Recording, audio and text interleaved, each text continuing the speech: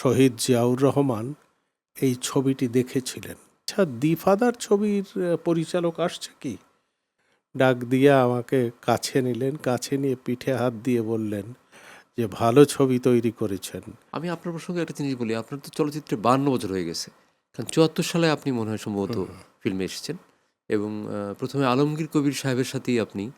না, হ্যাঁ, প্রথমে ছিলাম মমতাজ আলী সাহেবের সাথে, আচ্ছা আচ্ছা। তার পরবর্তীতে আলমগীর কবির সাহেবের সাথে। ওনার সাথে আপনার যে সীমানা পেরিয়ে। সীমানা পেরিয়ে, অসাধারণ একটা সিনেমা। এই সিনেমাটা মানে আমার মনে হয় বাংলাদেশের একটা মাইলস্টোন হ্যাঁ, অবশ্যই সিনেমাটা। অবশ্যই। তো সীমানা পেরিয়ের কোনো কথা কি মনে আছে, যে কথা আপনার খুব স্মরণীয় হয়ে আছে, যে সীমানা পেরিয়ে সিনেমার মেকিংয়ের সময়? সিনেমাটা দেখেছি আমি, সমুদ্রের পাড়ে, একদম সমুদ্রের কাছাকাছি একটা দ্বীপের মধ্যে আটকে যায়, এরকম একটা গল্প ছিল। আমার কাছে যেটা অবাক লাগতো সেটি হলো এই আলমগীর কবির সাহেব শুটিংয়ের আগে একটা নর্মাল সাদা পেপারে লেখা, হাতের লেখা, টেনে টেনে হাতের লেখা পাঠোদ্ধার করা খুব মুশকিল। তো তাই দিয়ে বাংলা শব্দটাও, বাংলা যে উচ্চারণটা হবে সেটাও ইংরেজিতে লিখে উনি হাতে ধরিয়ে দিতেন। আমি অ্যাসিস্ট্যান্ট ছিলাম, অ্যাসিস্ট্যান্টের হাতে ধরিয়ে দিতেন। অনেক সময় এগুলো আমি বুঝতাম না। আমি ছোট একটা ডিকশনারি, এতটুক ডিকশনারি পাওয়া যেত, মনে আছে? হুম হুম হুম। সেই ডিকশনারি পকেটে রাখতাম। ফাঁকে গিয়ে ওই ডিকশনারি উল্টে এই দেখতাম, অর্থগুলো অর্থগুলো বের বের করতেন। করতাম। একবার একটা ঘটনা ঘটেছে, আমরা কালিয়াকৈর গেছি শুটিংয়ে। তো সেখানে উনি লিখেছেন হেকনি ক্যারেজ। এখন আমি হেকনি ক্যারেজ আর আমার অর্থ জানা নেই। তখন খুব গোপনে বলতেছে যে সব কিছু জোগাড় করছেন বলতো। উনি খুব ভদ্র মানুষ ছিলেন, আমাকে আপনি করে সম্বোধন করতেন। করছেন সব কিছু জোগাড়? আমি বললাম জি, করতেছি। তখন ওনার একটা ম্যানেজার ছিল লক্ষণ। আমি অনেক দূরে গিয়ে পাঠোদ্ধার করে ডিকশনারি থেকে বের করে দেখলাম যে হেকনি ক্যারেজ হলো এক্কা ঘোড়ার গাড়ি। এইটা ব্যবস্থা করতে হবে। আমি তাৎক্ষণিক দৌড়ে এসে লক্ষণকে বললাম, লক্ষণ একটা ঘোড়ার গাড়ি ব্যবস্থা করো, এখানে পাওয়া যায়, একটা ঘোড়ার গাড়ি পাওয়া যায়। সেইটা করলো। এটি আমার স্মৃতিতে অম্লান হয়ে আছে যে, এবং তখন আমার মনে হতো আলমগীর কবিরের ইংরেজি লেখাপড়া জানা দেখে মনে হতো যে এ জন্মে আর সিনেমা বানানো, এত লেখাপড়া শিখে সিনেমা বানানো সম্ভব নয়। এইটা মনে হতো আমার। আপনি প্রথম সিনেমা বানালেন কত সালে? আমি 78 সালে শুরু করলাম দি ফাদার। এটা রিলিজ পেলো হচ্ছে 79 সাল। 79 সালে। তো দি ফাদার সিনেমাটা নিয়ে আমি একটু আগে আপনাকে বলছিলাম যে এই সিনেমাটা আমি মিনিমাম 6-7 বার দেখেছি এটা, এবং যখন ছোটোবেলা দেখছি তখন, কারণ আপনার এই সিনেমাটা রিলিজ যখন পেয়েছে তখন আমি শিশু। শিশু মানে কি একদমই হয়তো। আমার কাছে আজ অবাক লাগে যে আজকের কাজী হায়াতকে আমি অবাক দেখি, যে অবাক একটি ছেলে, সেই প্রথম বয়সে সে একজন সম্পূর্ণ বাংলা জানে না, কিছুই জানে না, বাংলা জানে না, না জানে অভিনয়, তাকে দিয়ে সে সেন্ট্রাল ক্যারেক্টার নিয়ে একটা ছবি শুরু করলো। কত বড় দুঃসাহস ছিল তার!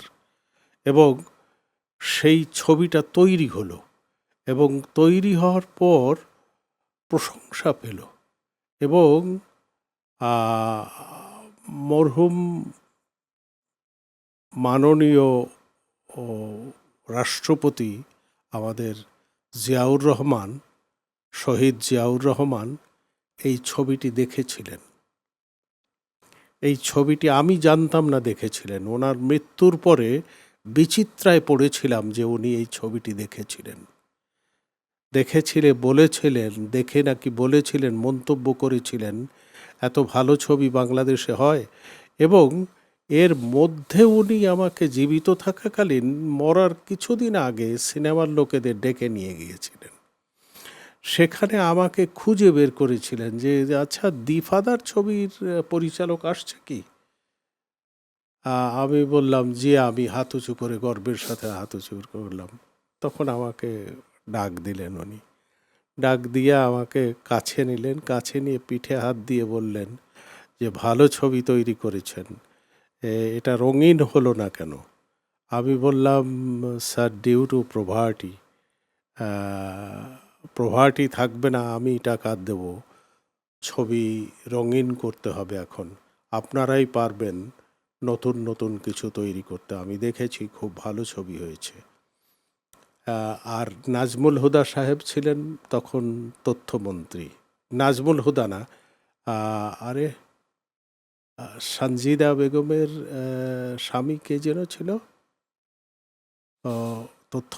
তথ্যমন্ত্রীকে বললেন উনি, তখন উপস্থিত ছিলেন, যে এই সব ছেলেদের আপনারা বিদেশে ট্রেনিংয়ে পাঠান, বিদেশে ট্রেনিং দিয়ে, প্রপার ট্রেনিং দিয়ে এনে ছবি নির্মাণ করান, দেখবেন আমাদের দেশের ছবি সারা বিশ্বে কত সমাদৃত হয়েছে। এরা নতুন নতুন ট্যালেন্ট নিয়ে আসছে। দেখছেন দি ফাদার কি সুন্দর ছবি বানিয়েছে। এটি আমার কাছে গর্বে বুক ফুলে উঠেছিল। আমি আনন্দ পেয়েছিলাম। আমি আজও আনন্দ পাই ভেবে। এটা সত্যি কথা। এবং দি ফাদারের সিনেমাটার মধ্যে আসলে আমার কাছে দেখার পরে, যখন আমি ছোটোবেলা দেখছি তো বুঝি নেই, তারপর যখন একটু বয়স হওয়ার পরে, একটু বয়স মানে ধরেন আমি ক্লাস 5-6-এ আমি অনেক পাকাভাবে সিনেমা দেখতাম।